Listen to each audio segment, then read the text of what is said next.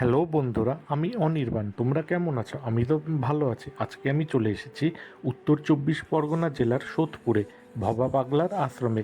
এই আশ্রমটি গড়ে উঠেছে গঙ্গার তীরবর্তী অঞ্চলে। তোমরা যারা আসবে এক দুদিনের জন্য তারা এসে থাকতে পারো। খুব নিরিবিলি জায়গা। আর এই আশ্রমের সম্পূর্ণ তথ্য আমি দিয়ে দেবো ডিটেলসে, তোমরা পেয়ে যাবে। सबके स्वामी अंतर्यामी पूरन कीजे काज। मन मंदिर में सजे बिहारी, मनमोहन तेरी छवि अति प्यारी। मन मंदिर में सजे बिहारी, मनमोहन तेरी छवि अति प्यारी। बंसी बजैया रास रचैया, तारनहार मेरे तुम ही के भैया। तुमसे बड़ा कहाँ कौन कन्हैया। श्री कृष्ण गोविंद हरे मुरारे, हे नाथ नारायण वासुदेवा। श्री कृष्ण गोविंद हरे मुरारे, हे नाथ नारायण वासुदेवा। देवकी नंदन तुमको वंदन, रखते सबकी लाज। सबके स्वामी अंतर्यामी पूरन कीजे काज।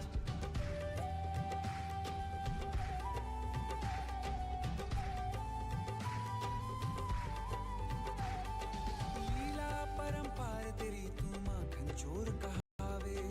भवसागर से सबकी नैया तू ही पार लगावे। भक्तों का सहारा तू बांसुरी वाला, मथुरा के बसैया ओ नंद के लाला। तेरी भक्ति में পরম গুরু শ্রী শ্রী ঠাকুর ভবপাগলার আশ্রম, সোদপুর, শিবচর, কলকাতা। এটি ভবপাগলার সন্ন্যাস আশ্রম। পরম গুরু শ্রী শ্রী ঠাকুর ভবপাগলা 1902 সালে জন্মগ্রহণ করে বাংলা, ঢাকা আন্তা জেলায়। দেহ রাখে 1984 সালে কলকাতাতে। ঠাকুর ভবপাগলা জন্মগতই সিদ্ধ পুরুষ। উনি জন্ম থেকেই হরিনাম, মহাপ্রভু নাম গান, কৃষ্ণনাম, কালীনাম এই নামে উনি মানে ওনার গানই সর্বশেষ সাধনা ছিল। আর ছোটোর থেকে উনি সিদ্ধ পুরুষ। উনি বাংলাদেশে একটি গাব গাছ, সেটি বাংলাদেশে ওই গাব গাছের তলায় উনি ছোটোবেলা থেকেই পুজো অর্চনা করতেন। মাটির সন্দেশ, তেল, জিলাপি, তারপরে এইগুলো উনি মাকে নিবেদন করতো। সেইগুলো ছানায় পরিণত হতো, ভক্তরা সেগুলো খেত। তারপরে ঠাকুর ভবপাগলা আস্তে আস্তে বাংলাদেশে বড় হলো। হতে উনি কলকাতাতে এলো। কলকাতাতে উনি ক্লাস 3-তে পড়াশোনা করলো। ক্লাস 3-তে পড়াশোনা করার পরে উনি আবার বাংলাদেশে চলে গেল। ওখানে 7 অবধি পড়াশোনা করলো বাংলাদেশে পাকুড়িয়া গ্রামে হাই স্কুলে।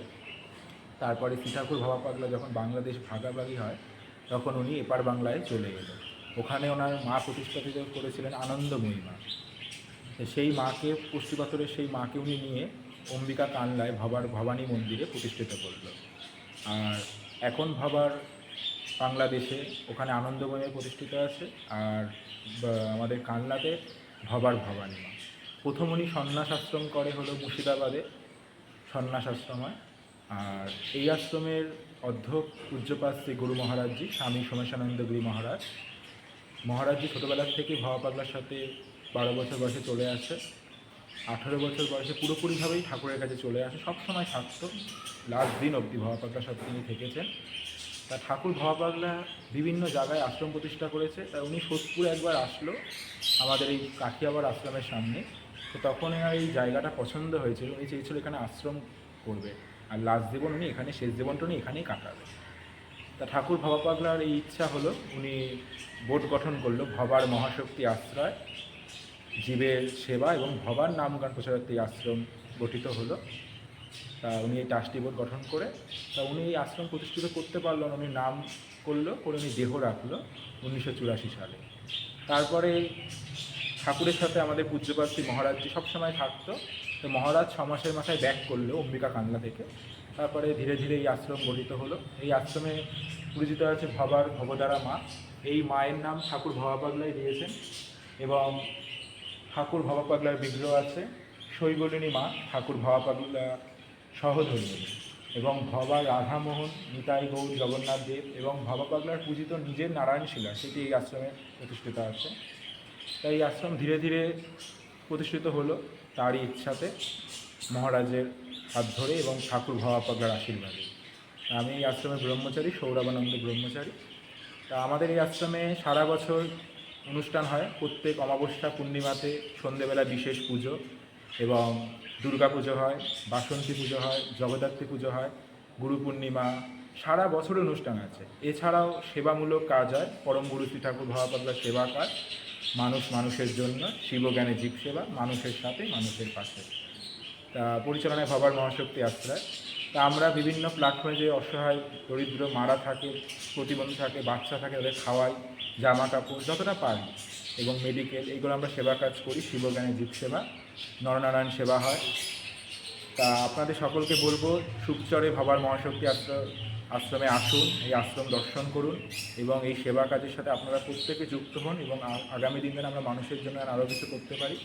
আর এই আশ্রমে আমাদের একটি লজ আছে, সেখানে আপনারা এসে থাকতে পারেন। সেই লজের একটা ভাড়া আছে, তো সেটা আগে আপনারা যোগাযোগ করবেন, সব বলে দেওয়া হবে। তো আমি বলে দিচ্ছি কত কি আছে। 3 ধরনের রুম আছে, 600, 900, 1200, এবং এসিও আছে, সেটা 1800 টাকা পড়বে। আর খাওয়া দাওয়া হলো 300 টাকা।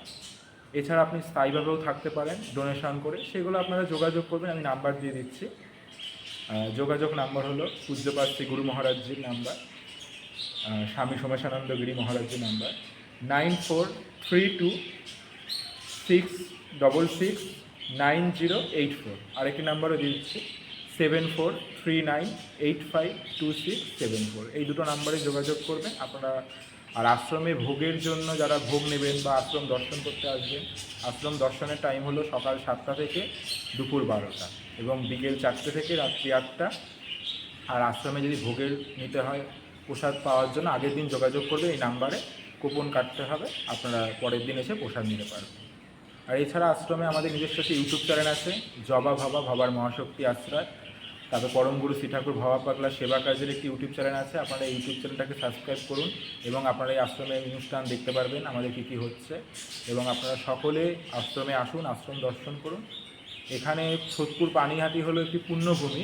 এখানে শুধু ঠাকুর ভবা পাগলার আশ্রম নয়, এখানে প্রচুর মঠ মন্দির আছে, একদম গঙ্গার পাড়ে বরাবর। এটা হলো দ্বিতীয় বেনারস বলা যায়। অ্যাকচুয়ালি বেনারসের মতন এত ঘাট কোথাও নেই। এই সোদপুর পানিহাটি খদ্দাতি পরপর ঘাট এবং অনেক মন্দির, ভোলানন্দগিরি আশ্রম, কাঠিয়াবার আশ্রম, তারপরে লক্ষ্মীনারায়ণ মন্দির, মহাপ্রভুর যেখানে এসেছিল পানিহাটি ইস্কন, প্রচুর মঠ মন্দির। তা আপনাদের সকলেরই ভালো লাগবে। সকলের কাছে আমি আহ্বান করছি, আপনারা আসুন, এই মঠ মন্দির দর্শন করুন এবং আগামী দিন ঠাকুরের আশীর্বাদ সান্নিধ্য লাভ করুন এবং আপনাদের এই জীবন খুব ভালোভাবে কাটুক। জয় বাবা, জয় মা।